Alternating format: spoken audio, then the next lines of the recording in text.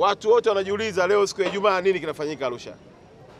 Ni utamaduni wetu. Jana tumeona vijana wakionyesha mapokezi yao kwa Daktari Samia, lakini mkoa wa Arusha ni utamaduni wetu kula nyama. Kwa hapa tulipo ni eneo ambalo nyama zitalika, na kwa kuwa mkoa wetu ni miongoni mwa mikoa mingine ambayo ina waumini wa dini zote mbili, Wakristo na Waislamu, na wengi tuko kwenye kipindi cha Kwaresma na wengine tuko kwenye mfungo wa mwezi wa Ramadhani.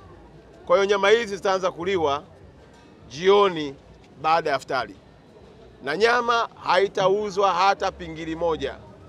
Nyama zote ni bure kwa ajili ya wananchi wa mkoa wa Arusha, ikiwa ni kuashiria kwenda kwenye kilele cha sherehe za wanawake duniani.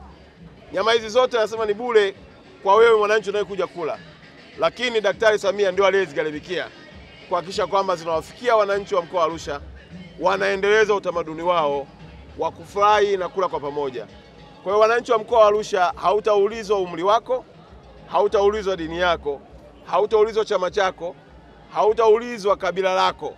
Unachotakiwa kufanya ni kuja tu kwenye maeneo haya ya Clock Tower na utawakuta vijana wa Arusha watakuhudumia.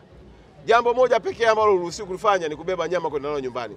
Lakini pia tutakuwa na uji kwa wale watu ambao wataona mbali kwenda nyumbani kufuturu afu warudi hapa Clock Tower. Tumewaandalia pia uji, na ule uji pia hautanunuliwa wala hautauzwa.